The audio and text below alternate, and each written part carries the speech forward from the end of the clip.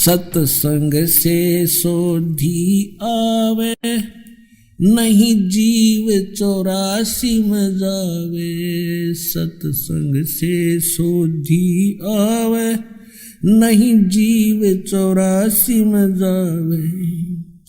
अब मेटो द्वेष और राग, हो राग या उम्र बतेरी जाली। अब मेटो द्वेष और राग, हो राग या उम्र बतेरी जाली। फिर क्या बताते हैं, उदय अस्त बीच चक्कर चले थे, ऐसी जन ठकुराई। चुनक ऋषि स्वर कल्प किया, तब खोज न पाया राई। मन तू सुख के सागर बसरे, भाई और न ऐसा यश रे। जैसे एक मानदाता चक्रवर्ती यानी पूरी पृथ्वी के शासक थे, सार्वभौम उसका राज्य था, और चुनक ऋषि ने उसका सर्वनाश कर डाला। कितने ठाठ बाट थे, पता नहीं क्या आशाएं लगा रखी थी, और ऐसा काल ने घटना घटा दी, पूरी सेना मार दी गई और वो कंगाल हो गया। जैसे सर्व सोने की लंका थी, वो रावण से रणधीर में परमात्मा में याद दिलाते हैं। जैसे किसी का संतान नहीं है तो उसको एक तरफ रहे भगवान, बच्चे हो या संतान प्राप्ति हो। और इस तत्व ज्ञान के अभाव से तो हम पुत्री को तो संतान में नहीं गिना करते हैं, पुत्र हो बस। हरि ने मूर्ख बना रखा था नकली गुरुओं ने कि जिसका पुत्र नहीं है ना, उसका मोक्ष नहीं हो, उसकी गति नहीं हो। कमाल की बात करते हैं कि पुत्र फिर उसके श्राद्ध निकाल लेगा। उन्हें पता पेट भरो न बेटी तो ब्याही जाएगी, तुमने क्यों मिल रहा है कोई ना है। पुत्र होगा तो तुम्हें कुछ ना कुछ करवाते रहेंगे उससे। वो मूर्खता बना रहे थे न्यू, लेकिन हमारे अंदर वो एक ऐसी कसक भर दी कि जिसका पुत्र नहीं है वो तो बात है नहीं। तो कहने का भाव ये परमात्मा में याद दिलाते हैं, 1 लाख पूत 1.25 लाख नाती, उस रावण के दीवान बाती। क्या मांगू कुछ स्थिर ना रहाई, ये देखत नैन चला जग जाई। आप एक पुत्र को प्राप्त करके और क्या चाहते हो, सर्व सोने की लंका थी, 1 लाख पूत 1.25 लाख नाती, यानी 1 लाख पुत्र थे, 1.25 लाख रिश्तेदार थे, और आज उसका कोई दीपक जगाने वाला नहीं शेष बचा, सारे हुए भी मर गए। यहां भाई झूठी ये काल ने प्रेरणा कर रखी आपके अंदर, और इनसे मन हटके चले। परमात्मा जो देता है, बेटा दो या बेटी, सब्र करे, मालिक पर विश्वास रखे और अपनी भक्ति ठीक करे। तो क्या बताते हैं परमात्मा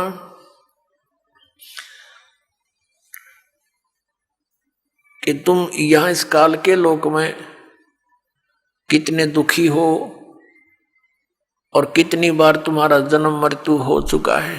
क्या बताते हैं,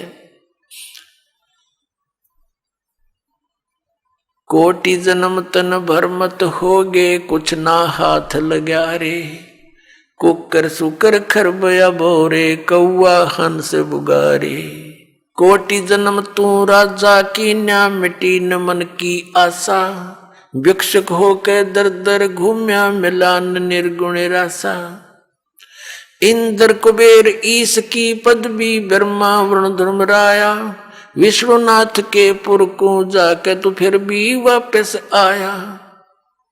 असंग जन्म तन मरत्या होगे, जीवित क्यों न मरे रे। 12 मद महल मठ बोरे, बोर न दे धरे रे। दोजक भिष्ट सभी ते देखे, राजपाट के रसिया। 3 लोक से तरपत नाही, ये मन भोगी खसिया। सतगुरु मिले तो इच्छा मेटे, पद मिल पदे समाना। चल हंसा उस लोक पठाऊं, जो आद अमर अस्थान। 4 मुक्ति जहाँ चंपी करती, माया होरी दासी। दास गरीब अभय पद पर से, वो मिले राम अविनाशी। आदरणीय गरीबदास साहिब जी को परमात्मा सतपुरुष कबीर परमेश्वर स्वयं सतलोक से आकर के गांव छुड़ाने के जंगल में, जहां वो गौवें चरा रहे थे, 10 वर्ष के बालक और साथ में और भी बहुत से बड़े आयु के पाली गवाले थे, तो वहां परमात्मा जिंदा बाबा का रूप बना करके एक यात्री की तरह आ रहे थे। सतलोक से आकर उतरे, ऐसे चलते दिखाई दिए। बच्चे वहां खाना खा रहे थे। तब परमात्मा को देखकर साधु संत में बड़े बड़े पाली थे, गवाले, और सबसे छोटा गरीबदास जी थे, बालक 10 वर्ष का। सभी ने प्रार्थना की, महात्मा जी भोजन पालो, भोजन पालो, आ जाओ बैठो। परमात्मा ने कहा जिंदा बाबा के रूप में कि बच्चों, भोजन तो मैं अपने गांव में खा के आया हूं। आपका गांव कौन सा है? पालियों ने पूछा कि सचखंड सतलोक है मेरा गांव। कितनी दूर है यहाँ से? कि 16 शंख कोस की दूरी पे। बच्चा ने सोचा 16 कोस होगा। कहने लगे बाबा जी इतनी दूर से चलकर आए हो, कुछ तो खा पी लो। हम ऐसे नहीं जाने देते अपने अतिथि को, आपने दूध तो पीना ही पड़ेगा। ये एक विशेष अतिथि सत्कार था हमारे गांव में। राह चलते व्यक्ति को बहुत सत्कार से आहार कराते थे, रोकते थे, भाई सफर लंबा है, कुछ देर रेस्ट कर ले, कुछ खा पी ले, फिर चला जाना। तो परमात्मा ने कहा भाई दूध अगर पिलाओगे ना, मैं तो कुंवारी गाय का पिया करूं दूध, कुंवारी गाय का दूध पीता हूं। तो वो दूसरे जो पाली थे बड़े, को 50 वर्ष का, को 30, को 40 वर्ष का, वो कहने लगे बाबा जी मजाक ना करा करते, आप मजाक करते हो, कुंवारी गाय दूध देती है। अगर भाई देख लो दूध पिलाना है तो कुंवारी गाय का पीता हूं मैं। तो गरीबदास जी लाए एक बछिया पकड़ के, 100-150 गाय वहां चल रही थी, गौवे।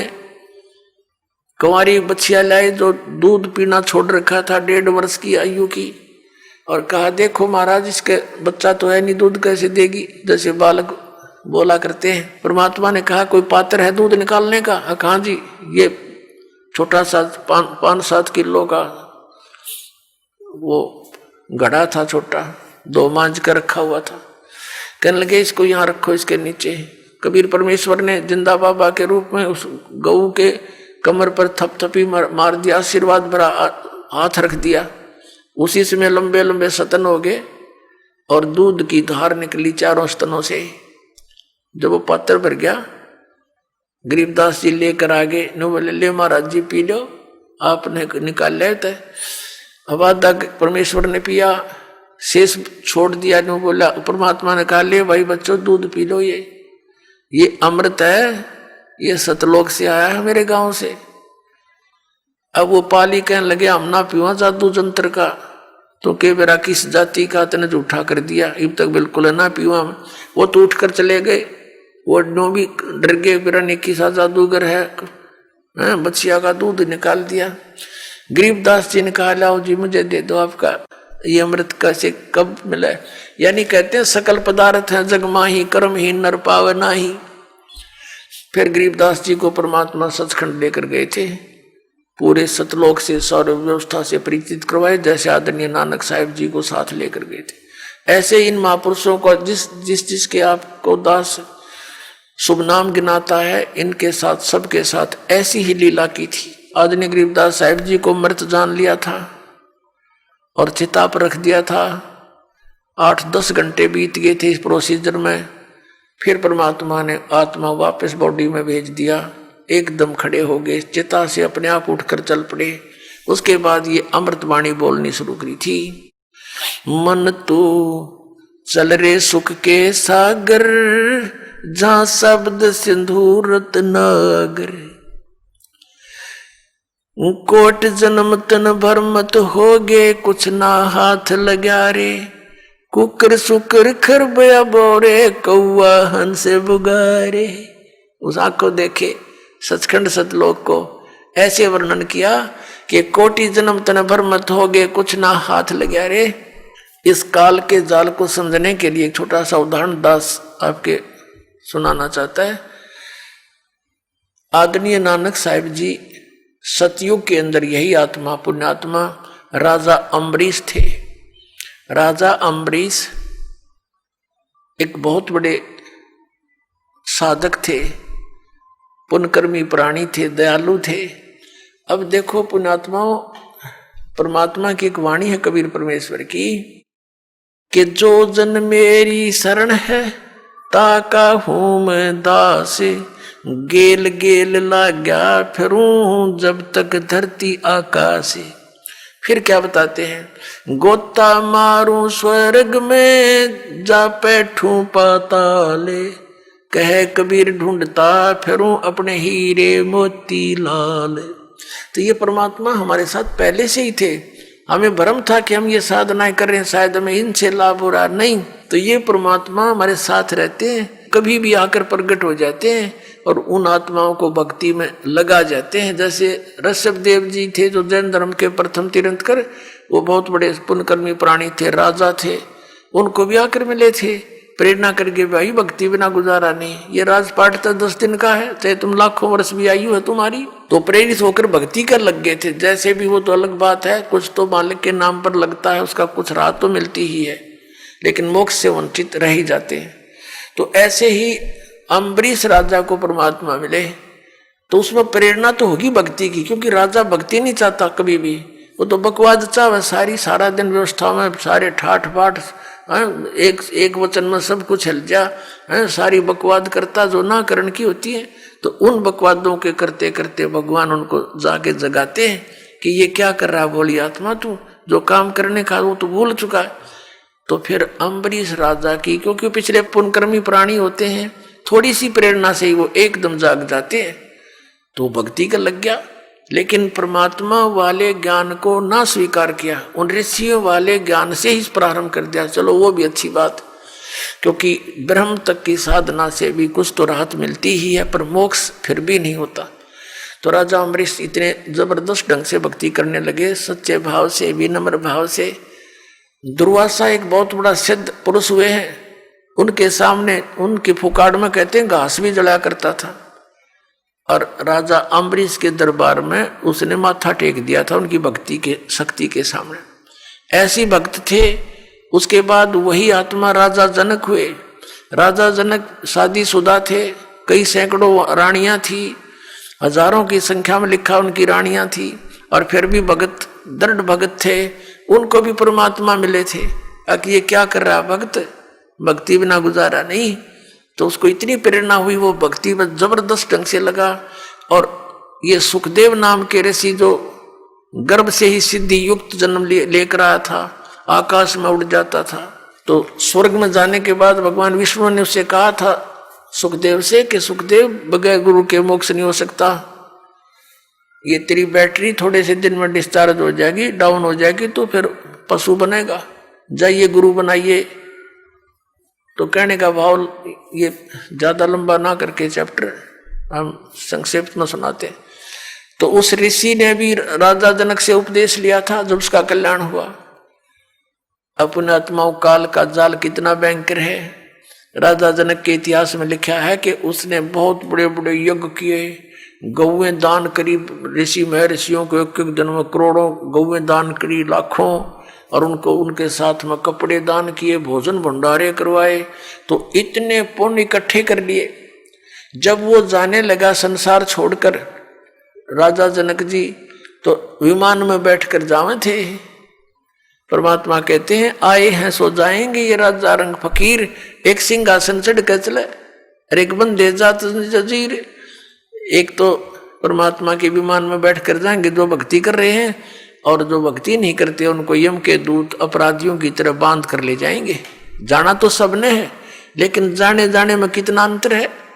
अब विमान में बैठ करके राजा जनक जा रहे थे, रास्ते में एक नरक आवा था। उस नरक के अंदर 12 करोड़ आत्माएं जीव अपने पाप कर्मों का दंड भोग रहे थे। हाहाकार मच रहा था, रुदन मचा रहे थे, रो रहे थे। राजा जनक ने जहाज के पायलटों से कहा कि अभी विमान रोको। उन्होंने विमान रोक दिया कि ये रोने की आवाज कैसे आ रही है, कहाँ से आ रही है, पता करो। उन्होंने बताया जी यहाँ पर एक नरक है, इसके अंदर बहुत सी आत्माएं अपने कर्मों का दंड भोग रही हैं, वो रो रही हैं। राजा जनक ने कहा कि इनको छोड़ दो। अब उन पार्षदों ने बताया कि राजन अब यहाँ आपका हुक्म नहीं चलेगा, यहाँ तो धर्मराज का हुक्म चलता है। कहने लगे धर्मराज से मेरी बात कराओ।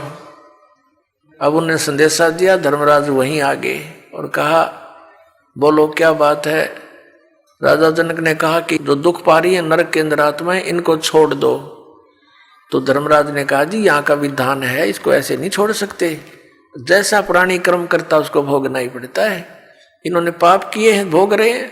तब राजा जनक ने कहा कि मुझे भी यहीं छोड़ दो, मैं नहीं जाता, मुझे भी इनके अंदर ही डाल दो, या इनको भी मेरे साथ ले चलो, इतने दयालु होते हैं साधु संत।